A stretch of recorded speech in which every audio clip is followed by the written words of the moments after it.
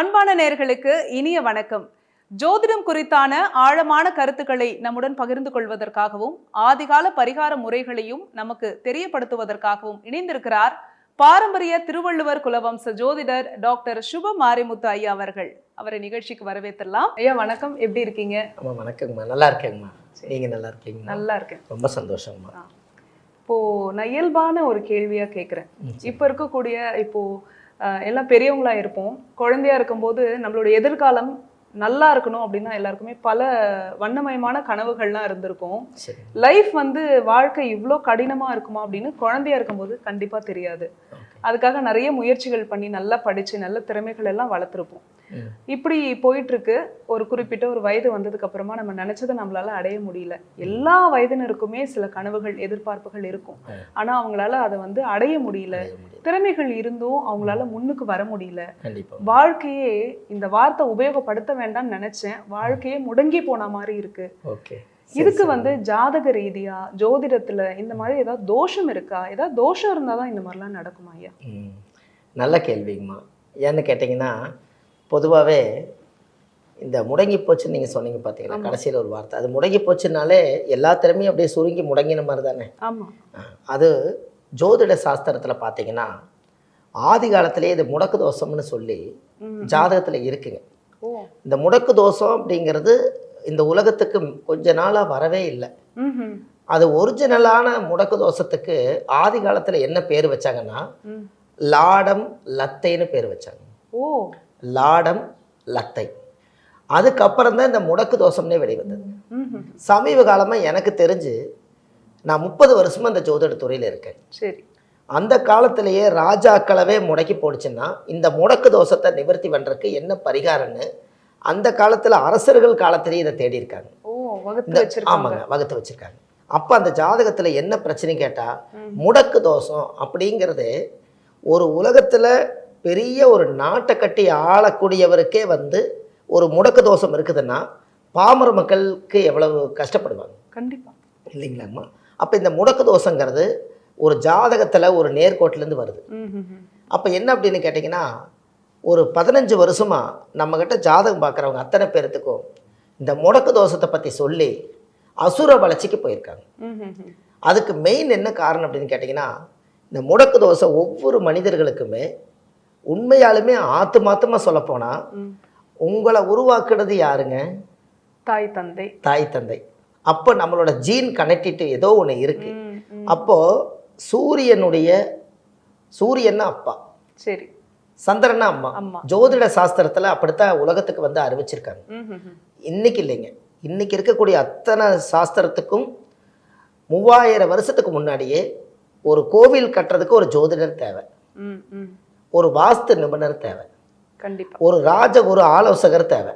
அதுலேயும் கூட ஒரு கோவில் கட்டும் போது அது முடங்கிடக்கூடாதுன்னு அதுக்கு முடக்கு தோஷத்தை சுத்தி பண்ணி அதுக்கும் பரிகாரம் பண்ணிட்டு தான் கோயிலை கட்டியிருக்காங்க. அப்போ ராஜாக்கள் எல்லாம் அது என்ன முடக்கு தோஷம், அப்போ இதை மனிதனையும் தாக்குமா அப்படின்னு செக் பண்ணி பார்க்கும்போது நம்ம அப்பா என்ன செஞ்சாரோ அதோட ஜெராக்ஸ் தான் அதோட வாரிசு. அப்போ நம்ம அப்பாவுடைய சொத்து பிள்ளைக்குன்னா அப்பாவுடைய பாவம் பிள்ளைக்கு தானே. அப்போ அந்த முன்னோர்கள் நம்ம அந்த காலத்தில் இந்த கவர்மெண்ட் வேலைக்கு போனாங்கன்னா அவர் ஒரு 56 வயசு முடிஞ்சதுன்னா ரிட்டையர்ட் ஆனால் வாரிசுக்கு அந்த வேலைக்கு கொடுத்துருவாங்க ஒரு காலத்தில். தெரியுங்களா?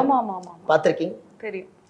அதே மாதிரி தான் அப்பாவோட ஜென்ரேஷனில் என்னென்ன கர்மா இருக்கோ அதெல்லாமே வாரிசுக்கு டிரான்ஸ்ஃபர் ஆயிடும். அதுக்கு இந்த முடக்கு தோஷம்ங்கிறது எங்கேருந்து உருவாகுதுன்னா, அப்பாவோட உயிர் கருவோய் அம்மாவோட கர்ப்பத்தில் வச்சு சரி அந்த குழந்தை வெளியில் வருது இல்லைங்களா, அந்த வெளியில் வராதுக்கு முன்னாடியே கரு உருவாகும் போதே முடக்கு தோஷம் உருவாயிடும். யாருக்காக இருந்தாலும் சரிங்க. அதுக்கு பேர் தான் சூரியன் நின்ற நட்சத்திரத்துக்கு அந்த முடக்கு தோஷம் பாதிக்கும். சூரியன் எந்த நட்சத்திரத்தில் இருக்காரோ அது ஒரு கான்செப்ட் இருக்குது. சரி, சூரியன்லேருந்து மூளை வரைக்கும் எண்ணி அதுலேருந்து கால்குலேஷன் போட்டு தான் முடக்கு தோஷத்தை கண்டுபிடிக்கணும். அது ஜோதிட வகுப்பில் எடுக்கக்கூடிய வார்த்தைகள். அதெல்லாம் மக்களுக்கு தெளிவாக போகணும்னா சூரியன் எந்த நட்சத்திரத்தில் கரு உருவாயிருக்கிறாரோ அந்த நட்சத்திர தோஷம் தான் முடக்கு தோஷம். அப்பாவோட உயிர், அந்த ஜீன் அம்மாவோட கர்ப்பத்துல வச்சு 10 மாசம் கிரமிச்சு ஒரு கர்ப்பத்திலிருந்து ஒரு குழந்தை இந்த பூமிக்கு ஜெனிச்சு வெளியே வருது.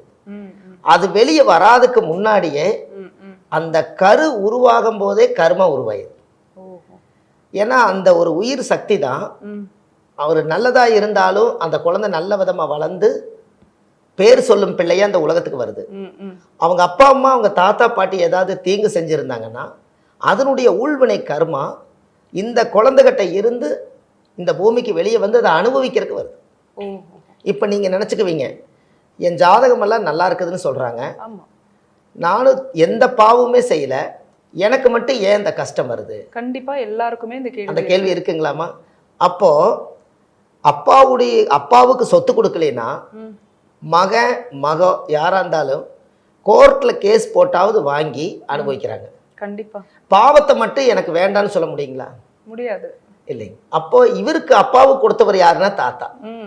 அப்ப அவரு ஏதாவது முன்னோர்கள் வழியில அவருக்கு சுயநலமா ஏதாவது கர்மாக்களை நிறைய தேடி நிறைய அசுர தேவதைகளோட அசுர பிரச்சனைகளோட நிறைய தீங்குகள் பண்ணியிருந்தா அந்த 3 தலைமுறை ஆனாலும் இந்த கடைசியில் இருக்கிற வாரிசு சுமந்தே ஆகணும். அதுதான் அந்த முடக்கு தோஷம். ஏன்னா இந்த முடக்கு தோஷத்தை இந்த உலகத்துக்கு முதல் தெளிவாக கொடுக்கணும். ஏன்னா அப்பாவோட உயிர்கரு உருவாகி அம்மா கர்ப்பத்தில் வைக்காம எந்த குழந்தையும் இந்த உலகத்துக்கு வெளியே வராது. அதோடைய மூலாதாரமே அதுதான். கரெக்டுங்களா? அப்போ ஒவ்வொருத்தரும் பெரிய பெரிய திறமை உள்ளவங்க இருப்பாங்கல்ல. கண்டிப்பா. எத்தனையோ பேர் படிச்சுட்டு வேலை இல்லாமல் வீட்டில் உட்காந்துக்கிட்டு ஃபோனை பார்த்துட்டு என்னைக்காவது எனக்கு ஒரு வேலை கிடைக்காதா, நான் ஃபாரின் ஏதாவது போய் நான் தனியாக சம்பாரித்து என்னுடைய அப்பா அம்மாவை நான் காப்பாற்ற மாட்டேன்னா, இன்றைக்கி அவங்க இவ்வளோ தூரம் வளர்த்தியும் கூட அவங்க தான் எனக்கு சோறு போடுறாங்களே, நான் என்னைக்கு அப்பா அம்மாவை சோறு போடுவேன்? என்னுடைய கூட பிறந்த அண்ணன் தம்பியில் நம்பி நான் இருக்கேன். இப்போ எனக்குன்னு ஒரு திறமை இருந்தும் கூட என் ஜாதக கட்டத்தில் என்ன தான் பிரச்சனை? இது ஒரு கேள்வி. அவங்க அரை நேரம் தான் தூங்குறாங்க. எனக்கு விடிவு காலம் பிறக்கும் அப்படின்னு காத்துக்கிட்டு இருக்காங்க. ஆமாம், இந்த முடக்கு தோஷம் இருந்திருக்குதுங்க. அப்போ இந்த முடக்கு அப்படிங்கிறது செவ்வாய் தோஷத்தை கண்டுபிடிச்சாங்க இந்த உலகத்தில். ராகுகேது தோஷத்தை கண்டுபிடிச்சாங்க. ராகுகேது தோஷம்னா பாம்படிச்சு கொள்றாங்க. அது நாக சாபம் வருது, வம்ச விருத்தி ஆக மாட்டேங்குது. இந்த பாம்பு அடித்து கொண்டதுனால அந்த தோஷம் போயிடும். செவ்வாய் தோஷம் கல்யாணம் ஆகாமல் போயிடறாங்க, அதனால அந்த தோஷம். கலஸ்திர தோஷம், இந்த மாதிரி எத்தனையோ தோஷத்தெல்லாம் இந்த உலகத்துக்கு கண்டுபிடிச்சி கொடுத்தாங்க. அதுக்கெல்லாம் பரிகாரம் கிடைச்சது. அதை பண்ணி நிவர்த்தி பண்ணிட்டு போயிட்டாங்க. இந்த முடக்கு தோஷங்கிறத மட்டும் கொண்டே வர முடியல. அப்போ ஒருத்தர் நல்லா உழைக்கிறவர் நம்ம கிட்ட ஜாதகம் வந்து கேட்குறாரு, நீங்கள் இது வரைக்கும் யாருமே எல்லா தோசையும் சொல்லிக்கிறாங்க, இந்த முடக்கு தோஷத்தை மட்டும் நீங்கள் சொல்லலையே, அதுதான் என்னன்னு பார்த்துட்டு போகலாம் தான் உங்கள்கிட்ட ஜாதகம் பார்க்க வந்தேன். அப்படிங்கும்போது அவருக்கு நம்ம எடுத்து சொல்கிறதே, நம்ம அப்பா அம்மாவோட உயிர் கருவிலேருந்து உருவான மாதிரி உங்கள் அப்பா அம்மாவுடைய வயிற்றில் நீங்கள் உயிர் கருவில் உருவாயிருப்பீங்க. அதில் இருந்து அப்பா தாத்தா என்ன கர்மாவை கொண்டு வந்தாங்களோ அந்த டெபாசிட் கர்மா தான் உங்களுக்கு முடக்கு தோஷம். அவங்களுக்கு தெளிவாக புரிய வைக்கிறோம். அப்போ இந்த முடக்கு தோஷங்கிறத ஒன்றை கண்டுபிடிச்சிட்டா அதுக்கு நிவர்த்தி கண்டுபிடிச்சிடலாம். சரி, என்ன மாதிரியான எதுல முடங்கி இருக்காங்க? முதல்ல நோயை கண்டுபிடிச்சா தானே மருந்து கொடுக்கலாம். என்ன கர்மாவை அவங்க வந்து கேரி பண்ணி கொண்டு வந்திருக்காங்கன்னு அது தெரியணுங்க.